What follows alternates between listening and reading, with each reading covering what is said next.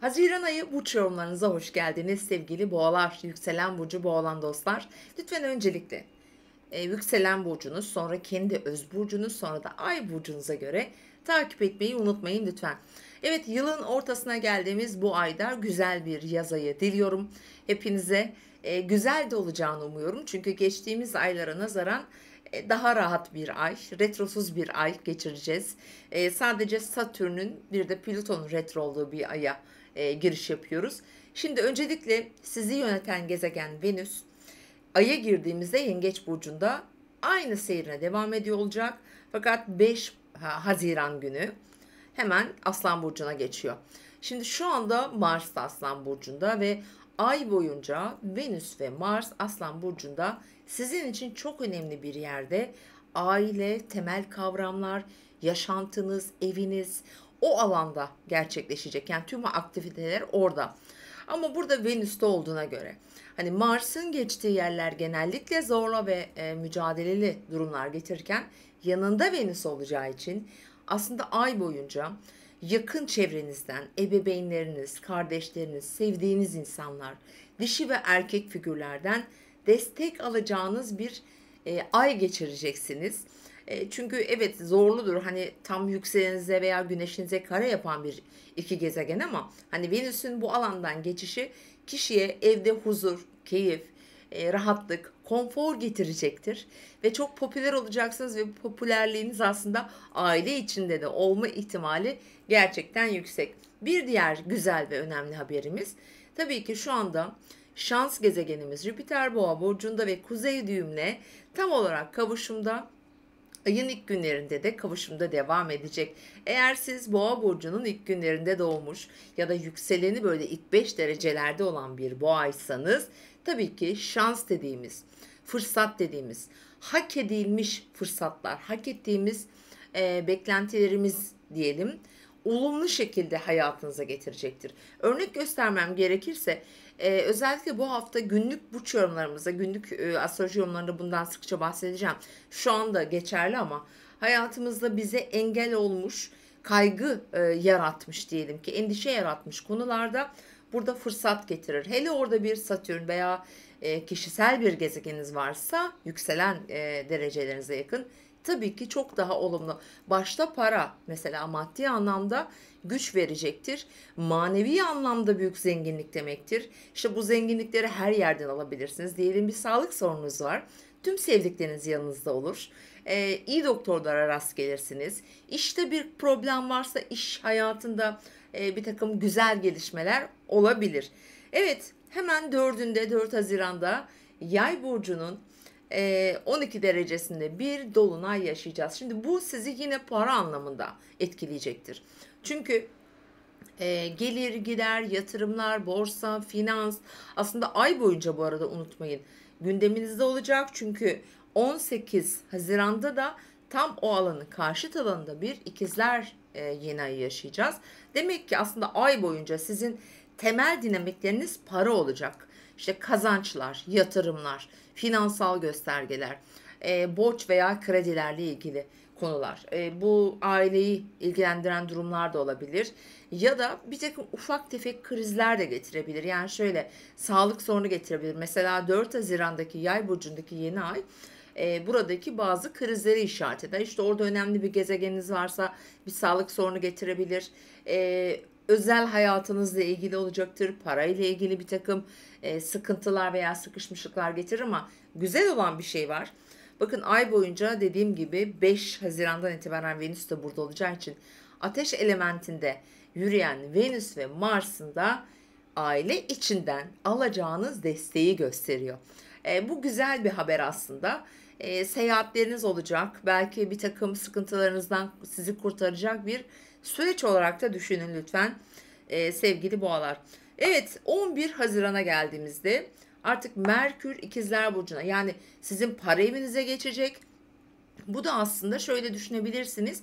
Maddi konuda bir darlık yaşarsanız, bir ihtiyaç hasıl olursa mesela bu tarihten itibaren 27 Haziran'a kadar Merkür İkizler aksında, yani para hanenizde ziyaretini sürdürürken bir takım harcamalar olabilir ama aklı başında mantıklı kazançlar da edebilirsiniz. Bu tamamıyla sizin doğum haritanızla alakalı olacaktır. Ve aynı gün 11 Haziran'da Kova burcuna geçen tabii ki Plütomuz artık gerileyerek tekrar Oğlak burcuna geçecek.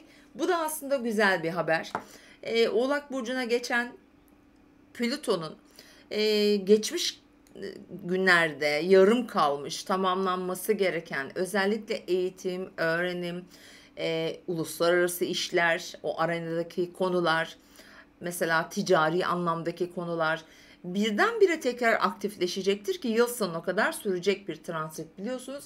Çünkü toprak elementine geçecek ve siz boğalara burada önceden yapmış olduğunuz bir takım diyelim hataları telafi etme şansı, fırsatı verecektir. Çünkü güçlü bir yapı var burada. Hele bir de işte Boğa burcunda çok yerleşiminiz varsa bu daha da fazla güçlü ve olumlu etki alacağınızı gösteriyor. Şimdi 18'ine geldiğimizde evet İkizler Burcu'nun 27 derecesinde bir yeni ay doğuyor. Yeni ay neydi? Yeni adımlar, yeni fırsatlar, yeni başlangıçlardı ve bu sizin para evinizde olacak. Evet biraz önce de dedim ya para çok gündeminizde olacak ay boyunca. Fakat bu yeni ay ile birlikte de yeni bir sistem, yeni bir yani kurgu diyelim, yeni bir plan, belki yeni bir fırsat olma ihtimali yüksek. Öyle düşünebilirsiniz. Çünkü artık Plüto hani yavaş yavaş kariyer evinizden geriye doğru ilerlediği için ben burada yeni başlangıçların gelirlerinizin arttırmak, orada para kazançları ile ilgili yeni size yollar açacak bakımından güçlü görüyorum. Evet devam ediyoruz. Satürn de 19'unda retro yapmaya başlayacak. Satürn şu an 9. evinizde. Sosyal çevreniz bakın arkadaşlarınız, ekip ve grup çalışmaları gibi alanlarınızda biraz geriye giderek biraz orada aslında karmik düzen diyelim. Karma ile ilgili konularda ve yine para olacak bakın. Çünkü ikinci evinize açı yapan bir Satürn var. Orada bir takım değişimler söz konusu olabilir. Evet 21'ine geldiğimizde bakın Güneş artık Yengeç burcuna geçecek. Sizin artık o hayatınızda aslında Güneş de İkizler burcunda ya para hanenizden uzaklaşıyor. Biraz yakın çevre ilişkilerinize gelecek ve buraya Aslan burcundaki Uranüs'te 22'sinde tabii bir dik açı var. Genel olarak hepimizi etkiliyor. 22 Haziran biraz dikkat çekici ve zorlayıcı bir gün. Diğer yandan işte Güneşimiz artık Yengeç'te. Daha çok girişken, daha başlangıçlara yatkın. Ziyaretler, ticari alışverişler, eğitim, öğrenim gibi konular merkezinizde olacak Haziran ayın sonuna kadar. Evet, bir diğer önemli konu var. Bir tarih var daha doğrusu. Mesela 26 Haziran çok dikkat çekici. Özellikle sizin mesela ev ve sağlık işte o alandaki konularda. Çünkü Uranüs Mars karesi var. Hepimizin dikkat etmesi gereken ani koşulların değişebileceği bir tarih. Bunu genel olarak belirtiyorum. Evet 27'den sonra artık Merkür de yengeçe geçtiğine göre evet siz bir başlangıç yapıyorsunuz. Bunları yakın çevrenizle ilgili olarak da düşünün. Kardeşlerinizle olabilir, sevdiğiniz insanlarla olabilir, eğitim almaya başlayabilirsiniz, yeni bir işe başvuru yapabilirsiniz. Tüm cihazlar, araçlar, satın almalar ve burada aslına bakarsanız önemli bazı ticari anlaşmalar da vereceğini düşünüyorum. Çünkü Plüto artık burada geriliyor ve orada tıkanan kanalları açacağını düşünüyorum.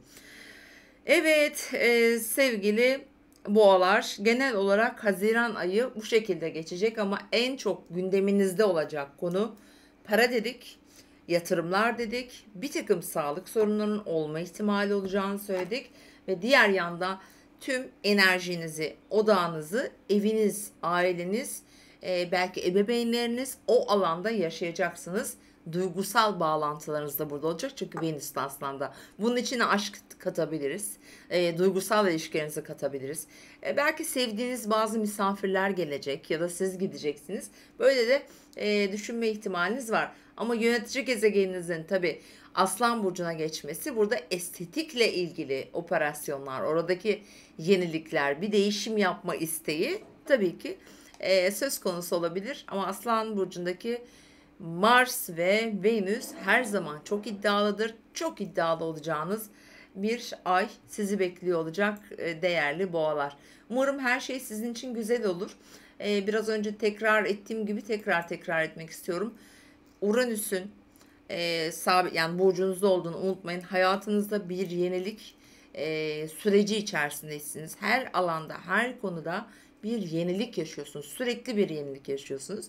İnşallah ihtiyacınız olan doğru yenilikleri yaparsınız diyorum. Kendinize iyi bakın. Mutlu bir Haziran diliyorum ve eğer abone değilseniz de kanalıma abone olmayı unutmayın diyorum. Hoşçakalın efendim.